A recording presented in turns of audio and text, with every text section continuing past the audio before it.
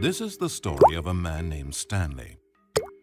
Stanley worked for a company in a big building where he was employee number 427. Employee number 427's job was simple. He sat at his desk in room 427 and he pushed buttons on a keyboard. Orders came to him through a monitor next to his desk, telling him what buttons to push, how long to push them, and in what order. This is what employee 427 did every day of every month of every year. And although others might have done this, Stanley regularly orders came in as though he had been made exactly for this job. And Stanley was happy. And then one day something very peculiar happened. Something that would forever change Stanley. Something he would never quite forget. He had been at his desk for nearly Stanley decided to go to the staff that not one to check on his order had arrived on a monitor. He never in all his years at the company had this happened. This complete isolation. Something was very clearly wrong. Shocked, frozen solid, Stanley found himself unable to move for the longest time. But as he came to his wits and regained his senses, he got up from his desk and walked out into the hallway.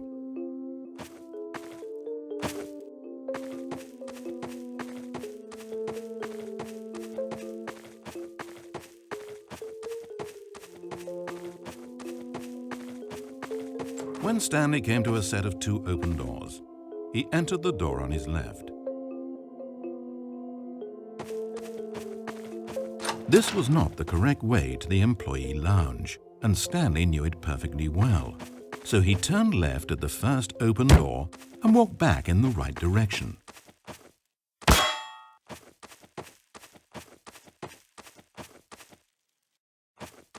And like that, he was back on track.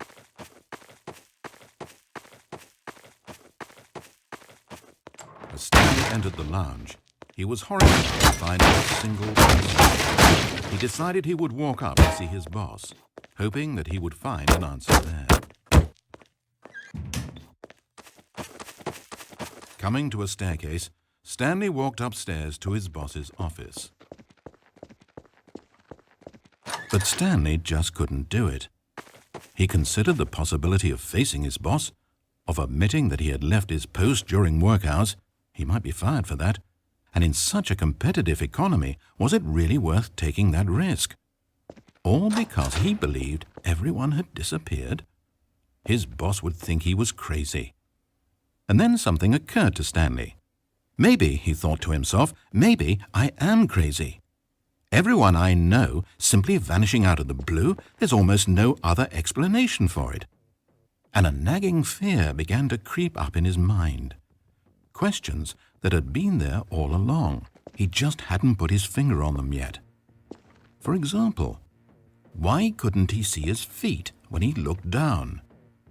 Why did doors close automatically behind him wherever he went? And for that matter, these rooms were starting to look pretty familiar. Was he just walking around in circles? Where am I, he thought.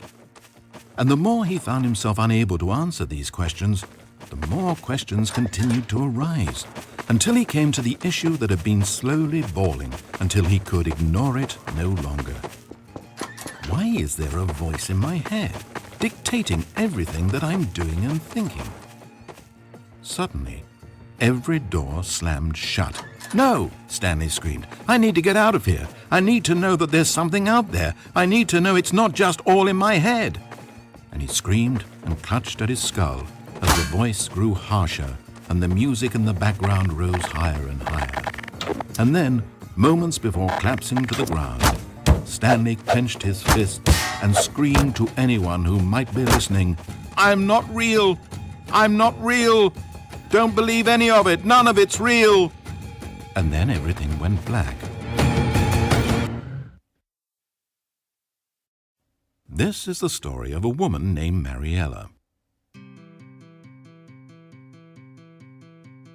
Mariella woke up on a day like any other. She got dressed, went to work, clocked in, clocked out, and then she walked home. But her walk on this day was interrupted by the body of a man who had stumbled through town talking and screaming to himself, and then collapsed dead on the sidewalk. Moments after seeing him, she would turn, run to the nearest police station and call for an ambulance.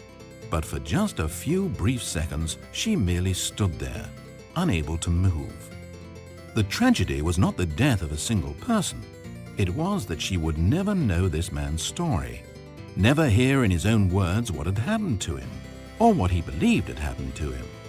For to know these things would be to exist inside the head of the man himself. So all she could do was observe from a distance and pity him.